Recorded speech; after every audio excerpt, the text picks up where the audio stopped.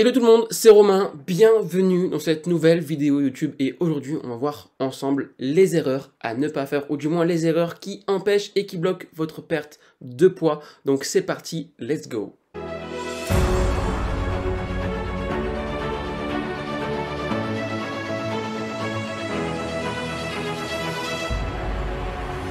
Alors avant de commencer, pour ceux qui ne me connaissent pas encore, je m'appelle Romain, je suis coach sportif diplômé STAPS et dans mon quotidien, j'accompagne les hommes à perdre le gras du ventre et à avoir des abdominaux visibles.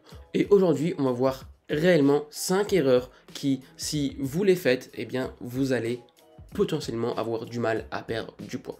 Sans trop aller dans les détails, la première erreur qui est pour moi la base, la clé de tout, ce que j'appelle finalement jouer à cache-cache, c'est de ne pas connaître et de ne pas comprendre les besoins de notre corps, les besoins de notre métabolisme de maintien. Généralement, on confond métabolisme de base et métabolisme de maintien et c'est la plus grosse erreur que vous ne devez pas commettre aujourd'hui. Si vous ne savez pas comment faire réellement pour connaître votre métabolisme de maintien, vous avez un guide juste en dessous de la vidéo pour le connaître et pour démarrer sur de bonnes bases. Parce que à mon sens, connaître vraiment les calories qu'on doit consommer, connaître vraiment les macros qu'on doit consommer, c'est la base et c'est la clé de tout commencement. Vous ne devez pas démarrer une perte de poids sans connaître ça, sinon vous allez manger, vous allez consommer à l'aveugle sans même comprendre, sans même savoir si réellement ce que vous faites fonctionne. Donc, arrêtez de jouer à cache-cache. Dans un premier temps, l'erreur que vous devez ne plus faire, c'est de compter et de connaître votre métabolisme de maintien. Le deuxième point qui est pour moi un ingrédient, ou du moins l'erreur que j'ai moi-même effectuée aussi à mes débuts, c'est de penser que pour perdre du poids, il fallait constamment de faire du cardio. Lorsque vous faites du cardio, c'est très bien pour démarrer, c'est très bien, vous avez une dépense énergétique, mais le problème de ça, c'est que vous repérez et vous analysez ce que l'application vous donne en termes de perte de calories.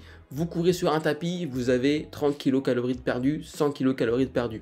Vous courez dehors, vous avez votre Apple Watch qui vous donne les calories. Bref, vous faites et vous jouez à la Wii par exemple, vous avez des calories. Mais retenez une chose, c'est que ce ne sont que des algorithmes. Et comme tout algorithme, eh bien c'est imprécis. Alors je suis désolé pour les matheux, mais aujourd'hui, il est clair que le comportement humain et la physiologie humaine est bien plus complexe qu'un simple algorithme. Donc vous devez faire du cardio, c'est ok, mais vous ne devez pas vous référencer à ce qui a été dit sur l'application du total calorique qui a été brûlé et consommé. Ça dépend vraiment de chacun. Donc ça c'est vraiment l'erreur qu'on fait tous. Parce que si vous faites 10 km et que vous brûlez 800 calories, alors que potentiellement, en réalité, vous allez peut-être consommer 1200 kcal parce que vous avez dépensé davantage. Et ce qui va m'amener finalement à cette troisième erreur, une erreur qui est essentielle tout de même dans votre manière de faire pour perdre du poids, c'est de manger peu, ou du moins de ne pas apporter le nombre de calories que vous avez réellement besoin. Trop souvent et trop de personnes se sous-alimentent dans l'espoir et dans l'espérance de perdre du poids.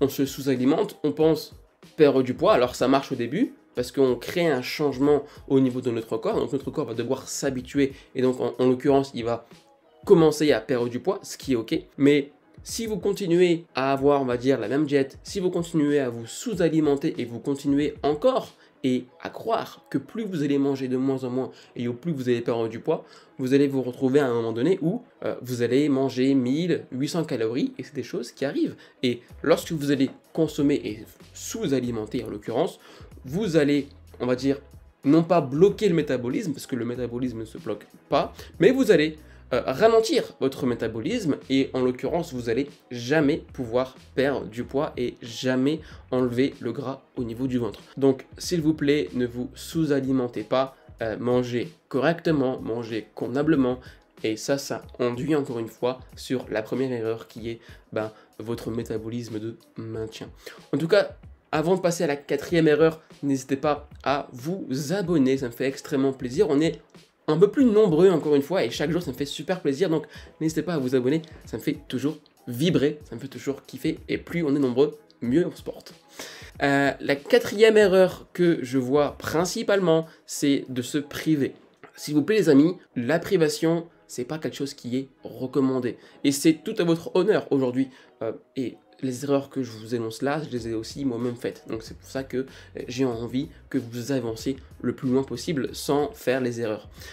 Lorsqu'on veut perdre du poids, lorsqu'on veut changer de physique, lorsqu'on veut vraiment enlever le gras du ventre, on se pense à tort malheureusement que nos alimentations qu'on consomme au quotidien ne sont pas réellement bénéfiques et on va commencer à les supprimer. On va commencer à supprimer le chocolat, on va commencer à supprimer le pain, on va commencer à supprimer des produits qui nous font plaisir et des produits qui sont ancrés en nous. Au début, ça marche, c'est très bien, parce que c'est des produits finalement qui sont ancrés dans vos routines. Et en général, ce qu'on aime fait grossir. Donc si vous commencez à les supprimer, vous allez forcément perdre du poids. Mais qu'est-ce qui se passe derrière? Qu'est-ce qui se passe après? Qu'est-ce qui se passe dans le futur? Eh bien dans le futur, les aliments stars, les aliments que vous aimez par excellence, eh bien vous allez potentiellement les reconsommer et les reconsommer en abondance. Donc se priver, ça peut être intéressant, mais ayez une vision long terme, ayez une vision sur ce qui se passe à l'avenir. Si vous vous privez de chocolat, si vous vous privez de Nutella ou autre, mais que ce sont des péchés mignons et que vous ne pouvez pas vous en passer, incluez-les dans votre diète. Je ne dis pas qu'il faut en consommer tous les jours, mais incluez-les, ne les privez pas. Parce que si vous vous privez, derrière, vous allez avoir des phases d'hyperphagie et de boulimie, et je sais de quoi je parle.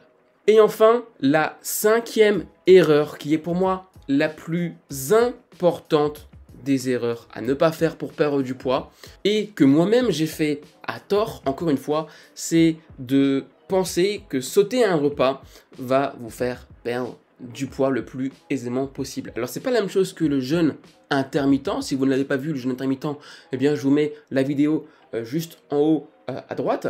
Mais si vous sautez un repas, c'est la pire erreur que vous devez ne pas faire. Pourquoi est-ce que c'est important de manger finalement à tous les repas, ou du moins de contrôler vos apports énergétiques? Si vous sautez un repas sans même comprendre et sans même vraiment analyser ce que vous faites au quotidien, il se peut, et il est même fort probable, que vous allez manger davantage, vous allez grignoter au cours de la journée, et en l'occurrence, vous allez manger plus que si vous auriez mangé un repas. Et si vous pensez que sauter un repas dans l'espoir ou dans l'espérance de perdre du gras, je suis désolé de vous le dire, mais vous tirez une balle dans le pied.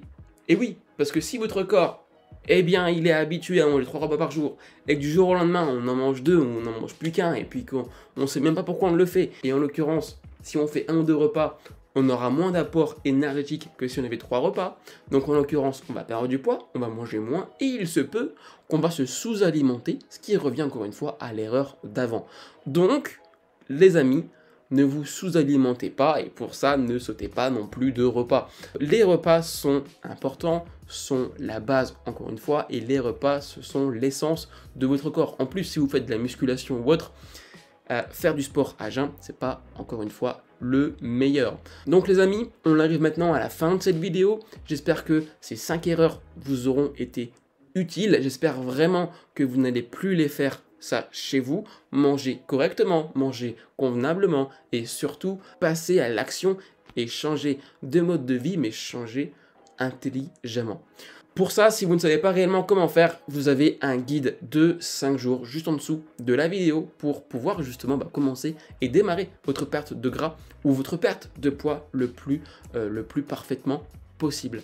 J'espère vraiment que cette vidéo vous aura plu. Encore une fois, n'hésitez pas à vous abonner. Franchement, vous êtes des rois, vous êtes la star des stars et moi je vous dis à très vite, à très bientôt et n'oubliez pas que l'acteur de votre santé, c'est vous.